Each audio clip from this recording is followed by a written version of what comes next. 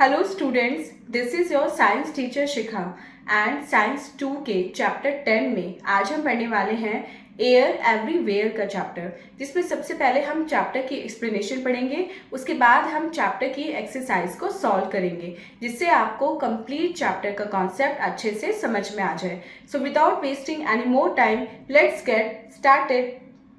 So students, this is our today's chapter number 10 and the name of the chapter is air everywhere। यानी कि इस chapter में आज हम पढ़ेंगे एयर के बारे में जो हमारे चारों तरफ होती है। तो सबसे पहले चैप्टर एट ए ग्लांस में देखते हैं आज हमें कौन कौन से टॉपिक इस चैप्टर में पढ़ने हैं। हम पढ़ेंगे properties of air, components of air, air pollution and clean और फ्रेश एयर के बारे में। तो सबसे पहले इंगेज सेक्शन में देखते हैं आज हमें कौन सी एक्टिविटी परफॉर्म करनी है। Tick the things which need air to live. अब आपको उन थिंग्स पे टिक करना है जिनको लिव के लिए, अपनी सर्वाइवल के लिए, जिंदा रहने के लिए एयर की नीड होती है। तो चलिए मेन चैप्टर रीडिंग स्टार्ट करते हैं students. Air is all around us. All living beings need air to breathe. We cannot live without air. Air is made up of many gases. Oxygen is one of them. We cannot see or touch air. We can only feel it. Air हमारे चारों तरफ होती है। जितने भी living beings हैं उनको breathe करने के लिए एयर की नीड होती है। हम एयर के बिना जिंदा नहीं रह सकते। एयर बहुत सारी गैसेस से मिलकर बनी होती है, उनमें से एक है ऑक्सीजन। अब हम एयर को ना तो देख सकते हैं, ना हम उसको टच कर सकते हैं, हम केवल उसको फील कर सकते हैं। तो ऐसे ही जब एयर चलती है, मूविंग एयर, उसको बोलते हैं विंड। जब एयर थोड़ी, मतलब जो विंड है वो थोड़ी जेंटली चलती है, जो हमें फील होती है, उसको बोलते हैं ब्रीज। अब ये जो विंड है जब ये बहुत तेज चलती है तो उसको बोलते हैं स्टॉर्म, यानी कि तूफान। और तूफान के साथ नॉर्मली थंडर, लाइटनिंग और रेन होती है, और जो चीजें हैं वो एक जगह से दूसरी जगह पे उड़ के चली जाती हैं। नेक्स्ट टॉपिक पढ़ते हैं, प्रॉपर्टीज ऑफ एयर। एयर की क्या क्या प्रॉपर्टीज होती हैं। तो बेसिकली एयर की 4 प्रॉपर्टीज होती हैं। जैसे एयर हैज फोर्स, एयर में फोर्स होती है, एयर में बल होता है। मूविंग एयर में बहुत ज्यादा फोर्स होती है, ये अपने रास्ते में आने वाली किसी भी चीज को उड़ा के आसानी से अपने साथ ले जाती है। ये पेड़ भी उखाड़ सकती है और जो हाउसेज है उनकी छत, उनके शेड होते हैं, उनको भी उड़ा के ले जाती है। एयर हैज डायरेक्शन, एयर की डायरेक्शन होती है।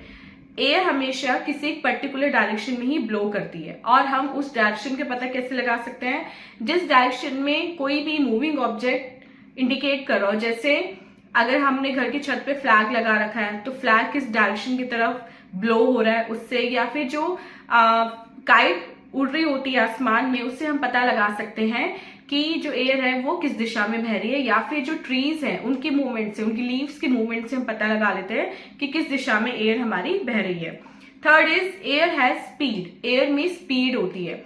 स्ट्रॉन्ग विंड जो है बहुत हाई स्पीड से चलती है, ये थिंग्स की डायरेक्शंस को भी चेंज कर देती है। जैसे air balloons, kites, smokes etcetera, इनकी डायरेक्शन को ये चेंज कर सकती है। Fourth is air fills space. Air space को फिल कर सकती है।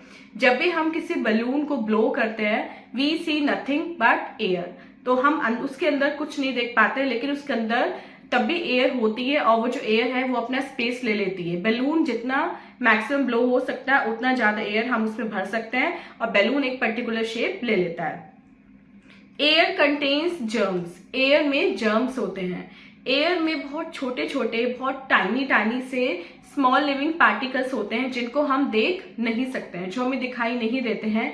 और इनमें से कुछ लिविंग पार्टिकल्स जो हैं वो डिजीज प्रोड्यूस करते हैं। वो डिजीज कॉजिंग जर्म्स होते हैं।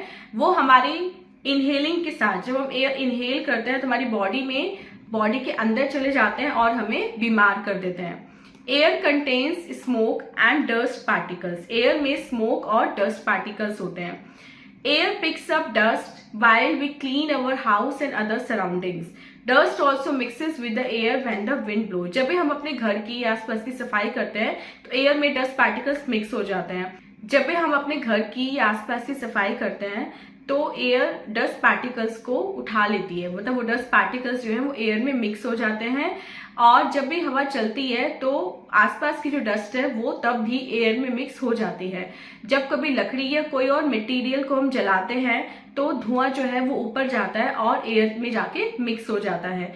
अब ये स्मोक कहाँ से निकलता है? ये इंडस्ट्रीज से भी निकलता है और ट्रांसपोर्ट से भी निकलता है। तो एयर में बहुत सारे डस्ट एंड जर्म्स होते हैं।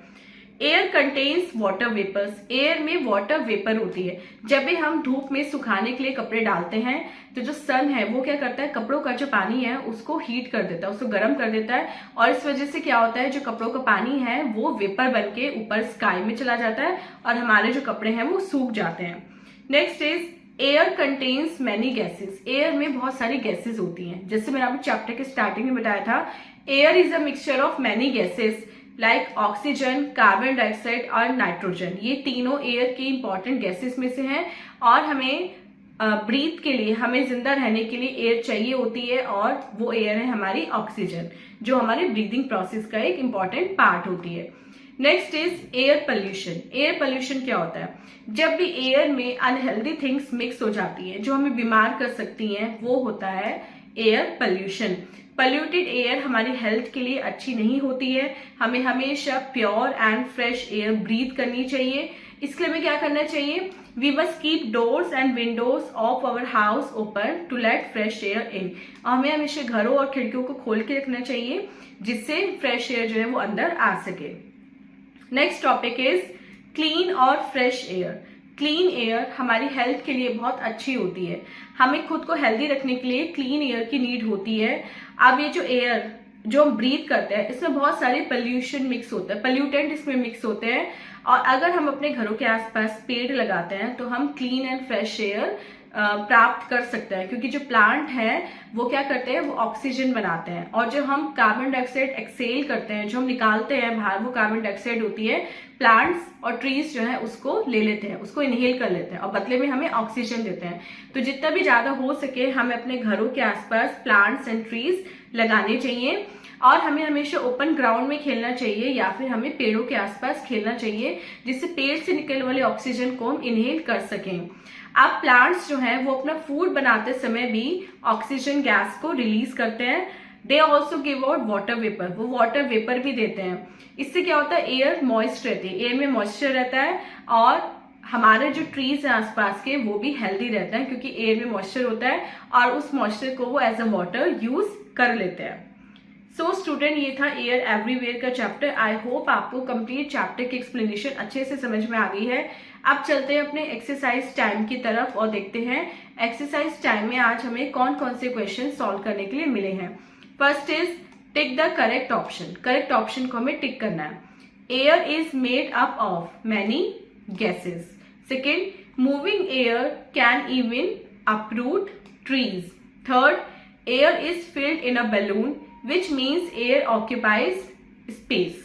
B देखते हैं, fill in the blanks with words from the help box. अभी आपका help box है, इसमें कुछ words दिए हुए हैं, आपको क्या करना है, इन words को आपको नीचे blanks में fill करना है। First देखते हैं, is all around us, air. Second, we cannot live without air. Third, has a lot of force in it, moving air. Strong wind has a very high speed and dust also mixes with the air when the wind blows. C देखते हैं, right, true or false. Air contains water vapors. Yes, this is true. Second, air contains many gases. This is also true. Third, air does not contain smoke and dust particles. False.